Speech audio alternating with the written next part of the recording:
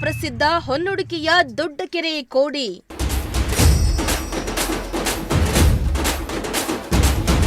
ದೊಡ್ಡಕೆರೆಗೆ ಬಾಗಿನ ಅರ್ಪಿಸಿದ ಶಾಸಕ ಸುರೇಶ್ ಗೌಡ.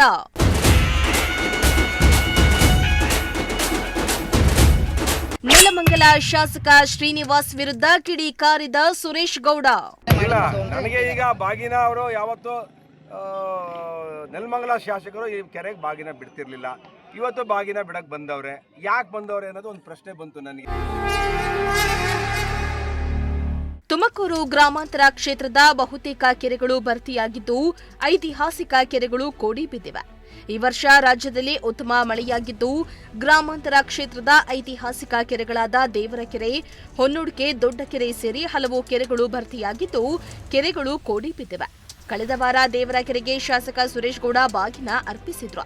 ಇದೀಗ ಹೊನ್ನುಡಿಕೆಯ ದೊಡ್ಡಕೆರೆಗೆ ಬಾಗಿನ ಅರ್ಪಿಸಿ ಪ್ರಾರ್ಥನೆಯನ್ನ ಸಲ್ಲಿಸಿದ್ರು.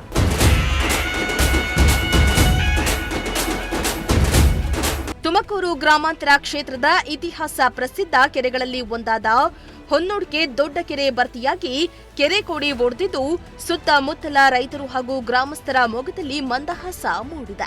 ಕೋಡಿ ಒಡೆದಿರೋ ಹೊನ್ನುಡಿಕೆ ದೊಡ್ಡಕೆರೆಗೆ ನಿನ್ನೆ ಶಾಸಕ ಸುರೇಶ್ ಗೌಡ ಅವರು ಬಾಗಿನವನ್ನ ಅರ್ಪಿಸಿದ್ರು.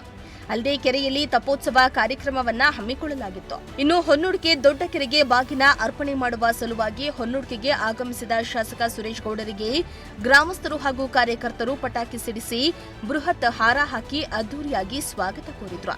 ವಾದ್ಯಗೋಷ್ಠಿ ಹಾಗೂ ಸಹಸ್ರಾರು ಸಂಖ್ಯೆಯ ಗ್ರಾಮಸ್ಥರೊಂದಿಗೆ ಕೆರೆಗೆ ಆಗಮಿಸಿದ ಶಾಸಕ ಸುರೇಶ್ ಗೌಡ ಅವರು ಶಾಸ್ತ್ರೋಕ್ತವಾಗಿ ಕೆರೆಗೆ ಬಾಗಿನ ಅರ್ಪಿಸಿ ಕ್ಷೇತ್ರದ ರೈತರು ಹಾಗೂ ಜನರಿಗೆ ಒಳಿತಾಗಲಿ ಎಂದು ಪ್ರಾರ್ಥಿಸಿದ್ರು.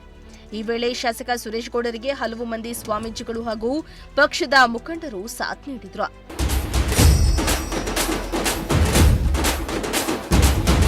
ಇನ್ನು ಈ ವೇಳೆ ಮಾತನಾಡಿದ ಶಾಸಕ ಸುರೇಶ್ ಗೌಡ, ಹೊನ್ನುಡಿಕೆ ಪಂಚಾಯಿತಿ ವ್ಯಾಪ್ತಿಯ ಜೀವನಾಡಿಯಾಗಿದ್ದು ವರುಣನ ಕೃಪೆಯಿಂದ ಕೆರೆ ಕೋಡಿಯಾಗಿದೆ.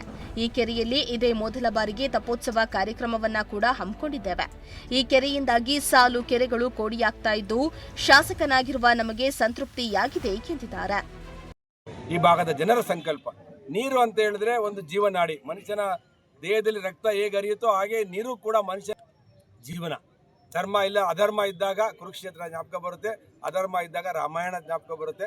ಧರ್ಮವಾಗಿ ನಡಿಬೇಕು ಅನ್ನೋ ಸಂಕಲ್ಪ ಪಟ್ಟು ಇಟ್ಟು ಇವತ್ತು ಈ ಯಾತ್ರೆ ಇದನ್ನ ತೆಪ್ಪೋತ್ಸವನ ಮಾಡಿದ್ದಾರೆ. ಊರಿನ ಗ್ರಾಮಸ್ಥರಿಗೆ ತರುವಂತ ಕಾರ್ಯಕ್ರಮವನ್ನ ಈ ಗ್ರಾಮಸ್ಥರು ಸೇರಿ ಮಾಡಿದ್ದಾರೆ. ಬಳಿಕ ಮಾತನಾಡಿದ ಸುರೇಶ್ ಗೌಡ ಅವರು, ಕಾಂಗ್ರೆಸ್ ಸರ್ಕಾರ ಬಿಟ್ಟಿ ಭಾಗ್ಯಗಳಿಂದ ದಿವಾಳಿಯಾಗಿದ್ದು ಕ್ಷೇತ್ರಗಳಿಗೆ ಸರ್ಕಾರದಿಂದ ಯಾವುದೇ ಅನುದಾನ ಸಿಗದೇ ಇರುವುದು ದುರದೃಷ್ಟಕರವಾಗಿದ್ದು ಹಳ್ಳಿಗಳ ಜನರಿಗೆ ನಾನು ಮುಖ ತೋರಿಸಲು ಆಗ್ತಾ ಇಲ್ಲ. ಕಾಂಗ್ರೆಸ್ನಲ್ಲಿ ಸಿಎಂ ಕುರ್ಚಿಗಾಗಿ ಕಿತ್ತಾಟ ಆಗ್ತಾ ಇರುವುದು ನಾಚಿಕೆಗೇಡಿನ ಸಂಗತಿಯಾಗಿದೆ ಎಂದು ಕಿಡಿಕಾರಿದ್ದಾರೆ. ಇತ್ತ ನಿನ್ನೆ ದೇವರಕೆರೆಗೆ ಮಾಜಿ ಶಾಸಕ ಗೌರಿಶಂಕರ್ ಜೊತೆ ನೆಲಮಂಗಲ ಶಾಸಕ ಶ್ರೀನಿವಾಸ್ ಆಗಮಿಸಿ ಬಾಗಿನವನ್ನ ಅರ್ಪಿಸಿದ್ದಕ್ಕೆ ಸುರೇಶ್ ಗೌಡ ಕಿಡಿಕಾರಿದ್ದು ಕ್ಷೇತ್ರದ ಜನರ ಮನಸ್ಥಿತಿಯನ್ನ ತಿಳಿಯಲು ಬಂದ ನೆಲಮಂಗಲ ಶಾಸಕ ಶ್ರೀನಿವಾಸ್ ಬಂದಿದ್ದಾರೆ ಎಂದು ಆರೋಪ ಮಾಡಿದ್ರು. 10,000 ತೆರಿಗೆಯನ್ನ ಬಡವರ ಮೇಲೆ ಹಾಕಿದ್ದಾರೆ. ಹಾಲಿನಿಂದ ಹಿಡಿದು ಎಣ್ಣೆಯಿಂದ ಹಿಡಿದು ವಿಸ್ಕಿಯಿಂದ ಹಿಡಿದು ಎಲ್ಲ ದಿನನಿತ್ಯದ ವಸ್ತುಗಳ ಮೇಲೆ ವರ್ಷಕ್ಕೆ 50,000 ಕೋಟಿ ತೆರಿಗೆಯನ್ನ ಹಿಂಗೆ ಕೊಟ್ಟವ್ರೆ, ಹಿಂಗೆ ಕಿತ್ಕೊಂಡವ್ರೆ. ಅದರಿಂದ ಈ ಸರ್ಕಾರ ಜನರಿಗೆ ಸತ್ತೋಗಿದೆ, ಬಡವರು ಸತ್ತೋಗಿದೆ. ಈ ಸರ್ಕಾರ ಯಾವಾಗ ತೊಲಗ್ತದೋ ಅಂತ ಜನ ತುದಿಗಾಲಲ್ಲಿ ನಿಂತವ್ರೆ. 1,000 ರೂಪಾಯಿ ಸ್ಟೈಫಂಡ್ ಅಂದ್ರೆ ಅದು ಬರ್ತಿಲ್ಲ. ರೇಷನ್ ಕಾರ್ಡ್ ಇರೋದನ್ನೆಲ್ಲ ಕಿತ್ತಾಕವ್ರೆ. KEB ಒಳಗಡೆ ಒಂದು ಹಿಂಗೆ ಕೊಟ್ಟರೆ ಹಂಗೆ ಕಿತ್ಕೊಳ್ತಾರೆ. ಯಾವನೊಬ್ಬ ರೈತ ಒಂದು ಮನೆ ಕಟ್ಟಕ್ಕೆ ಏನಾದ್ರು ಒಂದು ಪಂಪ್ ಹಾಕೊಂಡ ಅಂದರೆ ಅವನಿಗೊಂದು 1 ಲಕ್ಷ ಹಾಕ್ತಾರೆ. ಯಾವನಾರು ನೀರು ಕ್ಯೂರಿಂಗ್ ಮಾಡಬೇಕು, ವೆಲ್ಡಿಂಗ್ ಮಾಡಬೇಕು ಅಂದರೆ ಅವನಿಗೆ 1 ಲಕ್ಷ ಆಗ್ತದೆ. ಈ ಸರ್ಕಾರ ಕಂಪ್ಲೀಟ್ ಆಗುತ್ತೆ. 2.5 ವರ್ಷ, ಅರ್ಧ ಆಯುಸ್ ಮುಗ್ದೋಯ್ತು. ಶಾಸಕರಾಗಿ ನಮ್ಮದು ಅರ್ಧ ಮುಗೀತು, ಇನ್ನು ಅರ್ಧ ಇದೆ. ಇನ್ನು ಅರ್ಧ ಹೈಕಮಾಂಡ್ಗೆ ತಾಕತ್ ಮೇಲೆ ಇದು ಪ್ರಶ್ನೆ. ಹೈಕಮಾಂಡ್ ತಾಕತ್ತಿದ್ರೆ DK ಶಿವಕುಮಾರ್ ಅವ್ರು ಮಾಡ್ತಾರೆ. ಹೈಕಮಾಂಡ್ಗೆ ಅಲ್ಲಿಲ್ಲ ತಾಕತ್ತಿಲ್ಲ ಅಂತ ಅಂದರೆ ಸಿದ್ದರಾಮಯ್ಯ ಕಂಟಿನ್ಯೂ ಮಾಡ್ತಾರೆ. ಬಂಡಾಯ ಎದೊಳುತ್ತೆ. ಈಗಲೇ ಸರ್ಕಾರ ಸತ್ತು ಮಲಗಿದೆ. 1 ರೂಪಾಯಿ ಅಭಿವೃದ್ಧಿ ಆಗ್ತಿಲ್ಲ. ಸಿದ್ದರಾಮಯ್ಯನವರು ರಾಜೀನಾಮೆ ಕೊಡ್ತಾರೆ, DK ಶಿವಕುಮಾರ್ ಅವರು ಮುಖ್ಯಮಂತ್ರಿ ಆಗ್ತಾರೆ. ಈಗಿರೋ body language of DK Shivakumar ಅವ್ರು ನೋಡಿದ್ರೆ ಅವ್ರ ಬಾಡಿ ಲ್ಯಾಂಗ್ವೇಜ್ ಹೇಗಿದೆ DK ಶಿವಕುಮಾರ್ ಅವರು ಅಂದರೆ ಆಲ್ರೆಡಿ ಡೇಟ್ ಫಿಕ್ಸ್ ಮಾಡಿ ಇವರೇ ಮೀಡಿಯಾಗೆ ಬಿಡಿಸಿದ್ದಾರೆ. ನವೆಂಬರ್ 21, 26, ನವೆಂಬರ್ 24 ಅಂತ ಹೇಳಿದ್ರೆ ಮೀಡಿಯಾದವ್ರು ಸುಮ್ಮನೆ ಹೇಳಲ್ಲ. ಇಲ್ಲ, ನನಗೆ ಈಗ ಬಾಗಿನ ಅವರು ಯಾವತ್ತು ನೆಲಮಂಗಲ ಶಾಸಕರು ಈ ಕೆರೆಗೆ ಬಾಗಿನ ಬಿಡ್ತಿರ್ಲಿಲ್ಲ. ಇವತ್ತು ಬಾಗಿನ ಬಿಡಕ್ ಬಂದವ್ರೆ.